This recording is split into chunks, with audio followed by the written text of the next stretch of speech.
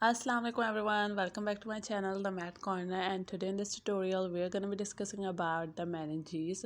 So let's just start the video. Firstly we're going to discuss that what is meninges, then we are going to go through the types of meninges, and then in the last what is the function or the purpose of having meninges.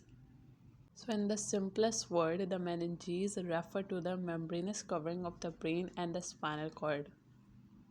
Knowing that the brain is the vital organ of our body which is controlling and regulating many function of our body, so the brain or the vital organs are under the protection of the main framework which is called as a axial skeleton. For those who don't know that what is the axial skeleton, basically I will make a separate video over this topic, but for right now you guys can understand it that the skull, the rib cage and the vertebral column are the part of the axial skeleton, and it is providing the protection to the vital organs of our body.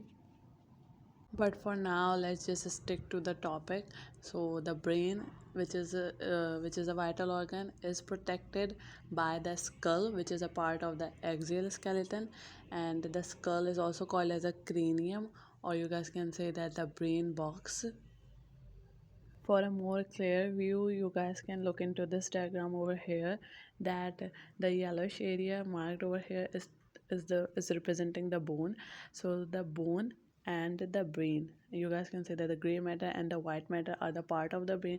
So let's just consider this pinkish area as a brain, and this pinkish area or the brain is separated from the bone by the layers or the covering which is called as a meninges. This same concept is applying on the spinal cord as well.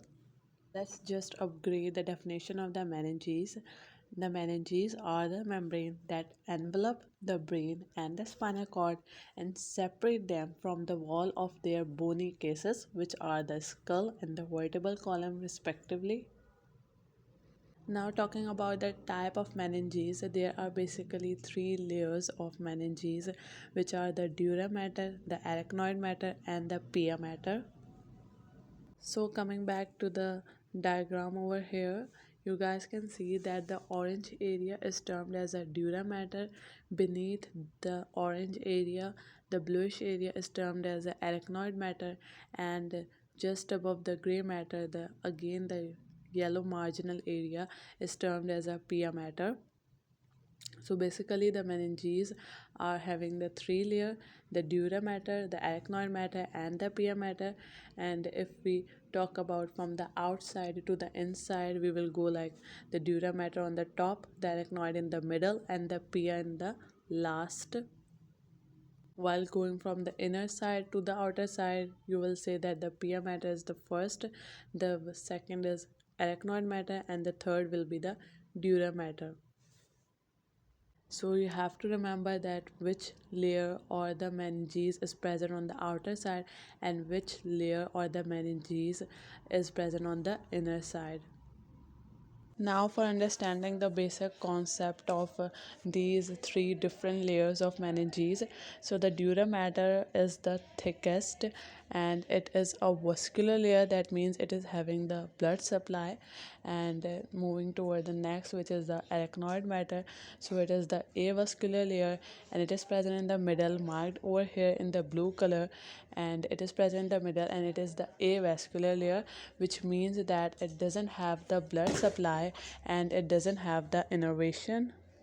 Now the last one, which is a pia mater. So the pia mater, you should know that it is tightly adhered to the surface of the brain and the spinal cord, and it is a vascular layer, so it is having the blood supply and the innervation. So this is a really general and a quick review on the meninges and its types. So I'm gonna discuss about each of them in a separate tutorial video, and I will post it inshallah very soon. But for now I hope you guys understand it, that what is meninges and what is the function. We haven't discussed the function. So the function of meninges is that it is providing the supportive framework for the cerebral and the cranial vasculature, you can say. And apart from that, it is also acting with the CSF, that is a cerebrospinal fluid, to protect the CNS, which is a central nervous system, that is a brain and the spinal cord, from the mechanical damages. Now, in the last, let's just highlight a pathology which is similar to the meninges, and it is termed as meningitis. So, the meningitis refer to the inflammation of the meninges, which is due to any pathogen. And for a more basic concept, any pathology that is ending with the words itis, so it is referring to the inflammation of that particular region. So in the word meningitis, it is referring to the inflammation of the meninges. So that's all for today. I hope you understand the meninges and its function and its types. So that's all for today. See you in the next video. Make sure to like and subscribe. Take care. Bye bye. Allah Hafiz.